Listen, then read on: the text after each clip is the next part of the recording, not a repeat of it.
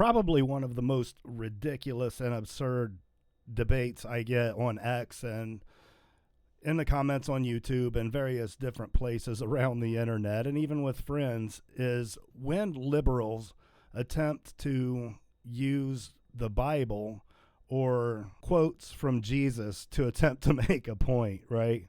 Because here we're talking about liberals who day in and day out spread fear about living in a so-called theocracy and fight against Christian beliefs being brought into any debate in politics. But then when when they get the opportunity, or they think they have the opportunity to bring it up in a debate and get a gotcha moment with it, they'll turn right to the Bible, even though they don't understand the Bible or Christianity or God, because they hate all these things, right? They hate Christianity. They don't want God in their lives or in their children's lives if they have children. But so I caught this clip from Abby Phillips' show last night where this guy brings in a argument using biblical reference or Christianity. I don't think he actually quotes any scripture, but let's listen to him, and then at the end we'll go over some scripture and see what the Bible actually has to say about some of our disagreements over the illegals and deportations. But anyhow, let's move into this. So, all right, just real quick before we get started, if you guys could take a minute and go down and hit the like button so more people could see this, and if you would consider subscribing. My goal and my hope is to get to 1,000 subscribers in the next 20 days. Hopefully I can make it, and you guys can greatly help me. Thank you. Healthcare benefits, you treat them like human beings, you create real jobs. Hold up, I've got that too fast. All right, let's try again. Rather than, we went from one unpaid labor force to another very low-paid labor force, and this country has worked that way for centuries. And if we really... That's the pretty good point, actually. We have worked that way for centuries. People, liberals especially, constantly like to bring up slavery as one of the evils of America, and that's true. It is. It's one of the evils of our past.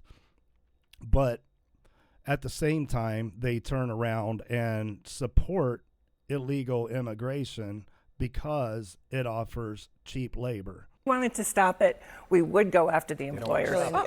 That's another good thing. We would go after the employers, and we should go after the employers. But two things can be true at the same time. We should deport the illegal immigrants who are being used by the government or by the companies, and we should find the companies that are hiring them. Both of those things should happen.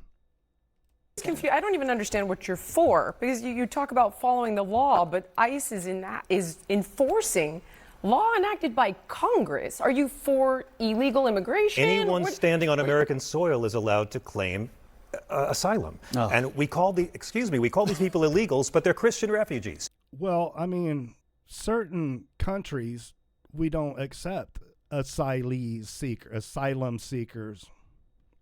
So that's... I'm not familiar with the entire laws around that, but that seems just blatantly false to me. I have this crazy thing I do with the Bible. I read it.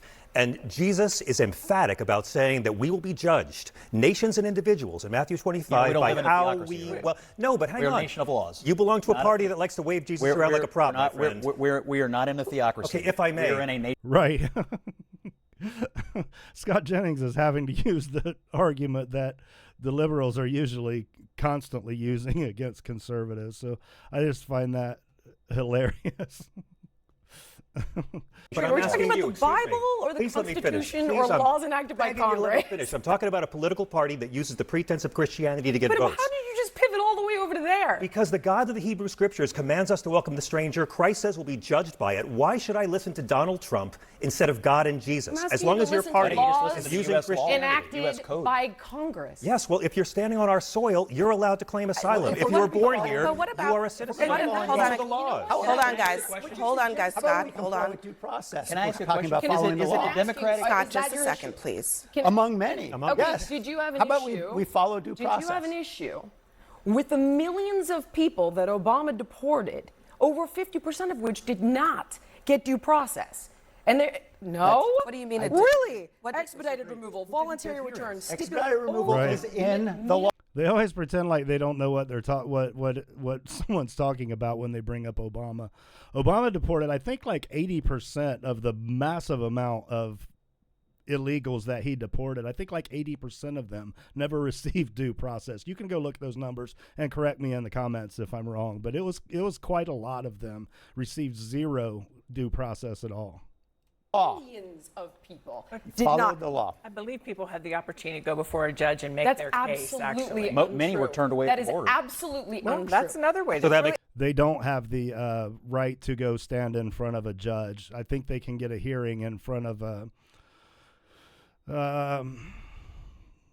immigration officer or something like that. But they, what they want you to believe is that due process entitles an entire, 12-juror panel to decide guilty or not guilty, and that's not the due process for deporting illegals. Is it How okay about now? Operation Street? That's not my point. It's the selective outrage I'm that I'm outraged. highlighting. Plenty of outrage. Guys, hold on one second. Let me let Jill. Hold on. Hold on. Obama. And Hold nobody on, knows Karen. the Justice Department. Karen knows and the Congressman. Please, Abby. Guys, hang on 1 second. Oh, they didn't? California is now a sanctuary city. It used to It's be a state, not a California's- city. Good point. Los Angeles is now a sanctuary city. California didn't have sanctuary cities when Obama was in office, and they cooperated under a program. How are they called making your life worse? How are they hurting you? That's not my point. But how are they Illegal hurting you? immigration hurts everybody. Illegal It does immigration hurt pumps everybody. $5 billion a You know, year into heck, our you know- Those are false statements. I think they use immigration as a whole, not illegal immigration, because I believe, and you can correct me if I'm wrong in the comments on that too, but you'll have to back it up with the source. I believe that illegal immigration is a drain on American resources. Hang on a second, John. Okay, let's do Do they help? Do they Hold help on. Lincoln Riley? Do they help John, hang on a second. Scott, hold on a A second. lot And more Jillian. homegrown Did folks they- kill Jillian. Did they Hey, help any of Jillian. them? Hi. Excuse me, I don't but think they homegrown did. Americans Scott, kill at a much higher rate. I'd like to put them in jail, too. Illegal immigration and Okay, everyone, just stop talking for Immigrants just a and second. citizens? Jillian, please stop Sorry. talking. You all are. So that gets crazy. It gets out of hand when they all start talking at the same time, and she pretty much just cuts them off there. But, yeah, that's crazy. Liberals arguing that we should follow the example of Christ when they're constantly, and I mean constantly, arguing against any sort of religion and politics mix. But okay, so we'll just go over a couple of these rules that the Bible has for obeying the laws of government. Right, Romans 13:1-14. Let every person be subject to the governing authorities. I mean, that should be enough right there. For there is no authority except from God, and those that exist have been instituted by God. Therefore, whoever resists the authorities resists what God has appointed, and those who resist will incur judgment. Okay, so I'm going to stop there. First, I should make clear I'm not a preacher, a pastor. I'm not well versed in theology or Bible study, but these are just some quick passages that I pulled up that I thought were relevant to the case here. Let's see, Titus 3:1, remind them to be submissive to rulers and authorities, to be obedient, to be ready for every good work. Romans 13:1, that was what we just read. 2 Peter 2. Be subject for the Lord's sake to every human institution, whether it be to the emperor as supreme or to governors as sent by him to punish those who do evil and to praise those who do good. For this is the will of God, that by doing good you should put to silence the ignorance of foolish people. Live as people who are free, not using your freedom as a cover up for evil. And isn't that a fascinating segment right there? Not using your freedom as a cover for evil, which where do we see that all the time? I won't say it. I'll let you guys tell me in the comments where we see people using their freedom as a cover for evil. but living as servants of God. Honor everyone, love the brotherhood, fear God, honor the emperor. Of course, we don't, have an emperor in America, regardless of the liberals. No king's protest. Acts 5:29. But Peter and the apostle answers, we must obey God rather than men. So it seems like the Bible here pretty much puts it in perspective that God is the ultimate authority who chooses our leaders and the rulers of nations, and we are to obey those. Now I know there are times when that maybe wouldn't apply, and if you understand some of these passages better, and if you have a better understanding and grasp on what the Bible really has to say about submitting to government, that would be great. I would love to hear about that. Let me know in the comments. But anyways, that's just a that's just a quick video I wanted to drop out for you guys, because I saw that clip and I just thought it was hilarious that here are the liberals who really can't stand God. They don't like Christianity. They don't want anything to do with Jesus. They constantly mock and berate Christians, and